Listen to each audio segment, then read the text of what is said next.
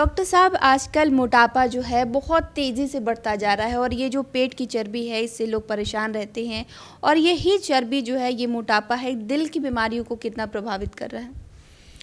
देखिए, जहाँ तक बात करते हैं मोटापा डेफिनेट रूप से हार्ट डिजीज़ का एक रिस्क फैक्टर है। ना ये केवल हार्ट डिजीज़ बल्कि ब्लड प्रेशर का बढ़ना, शुगर के होने, ये सब का एक डेफिनेट रिस्क फैक्टर है, इस्टेब्लिश्ड रिस्क फैक्टर है। मोटापा यदि है तो भाई वो डेफिनेट रूप से आने वाले समय में आपको शुगर की समस्या होगी, ब्लड प्रेशर की समस्या होगी और आगे चल के हार्ट डिजीज़ होगा। तो मोटापा से डेफिनेट रूप से बचना है। अब लोग ये बोलते हैं कि हम बहुत प्रयास कर लिए, मेरा मोटापा कम नहीं होता है। ये ठीक वैसा ही जैसे हम बोले कि मेरे बैंक अकाउंट में बहुत ज़्यादा पैसा, हम बहुत प्रयास करते हैं निकालने का, कम नहीं होता है। यदि हम उसमें डालना जारी रखें और निकालना कम कर दें तो निश्चित रूप से अकाउंट में मेरा पैसा बढ़ेगा। लेकिन ठीक उसका उल्टा कर दें, डालना कम करें और निकालना बढ़ा दें तो अकाउंट का पैसा कम हो जाएगा। सेम मेरे ओबेसिटी के साथ भी होना है। यदि मेरा ओबेसिटी बढ़ रहा है, मतलब जितना कैलोरी का नीड है उससे ज़्यादा कंज्यूम कर रहे हैं, इस बात को समझने की ज़रूरत है। और जो मेरा एक्सपेंडिचर है, कैलोरी को जो खर्च करना है, वो डेफिनेट रूप से कम कर दिए हैं। तो हमें दोनों काम साथ साथ करना है। कैलोरी का इंटेक को भी कम कर दें और डेली एक्सपेंडिचर बढ़ा दें, मतलब एक्सरसाइज और वॉकिंग को थोड़ा रिग्रेस कर दें और इंटेक को डिक्रीज कर दें। इंटेक डिक्रीज का मतलब भूखे रहना नहीं होता, लो कैलोरी फूड लेना होता है। बहुत ज़्यादा ऑयली फ्राइड फूड में बहुत ज़्यादा यदि कैलोरी है तो वो दिक्कत करेगा। बट लो कैलोरी फूड यदि हम सलाद, फ्रूट्स ये लेना ज़्यादा शुरू कर दें तो हमें भूखे रहने की भी आवश्यकता नहीं है और मेरा कैलोरी इंटेक भी डिक्रीज हो जाएगा। और एक्सरसाइज में हमें जिम जाना कोई बहुत ज़रूरी नहीं है।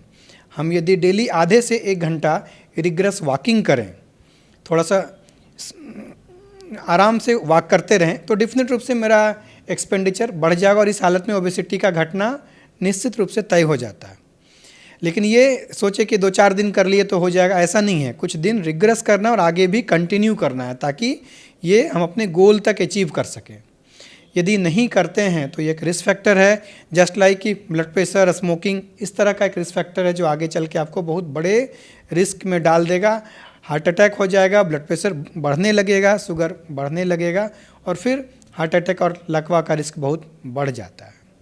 इसके अलावा जो पहले से ओबीज़ हैं, बहुत ज़्यादा इससे परेशान रहते हैं, वो क्या कर सकते हैं? क्या उन्हें दवाइयों पे भी जाना चाहिए? क्योंकि बहुत से लोग आजकल जो है मोटापा कम करने की दवा खाते हैं, तो वो दवा क्या सही है?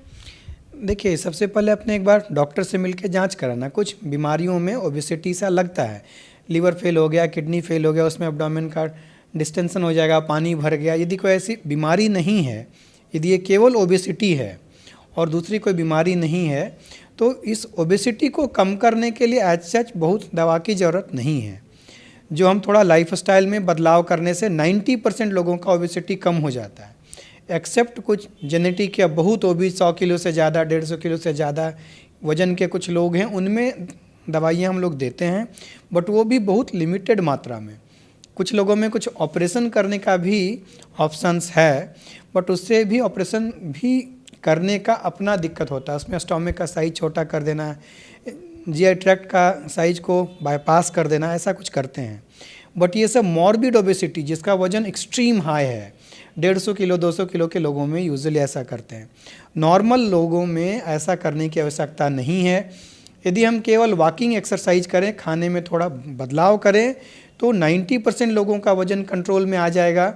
हाँ, ये जो हमारा प्रयास है, सच्चा प्रयास होना चाहिए। मोबाइल फ़ोन लेके वॉक करते रहने पे शायद नहीं हो पाएगा।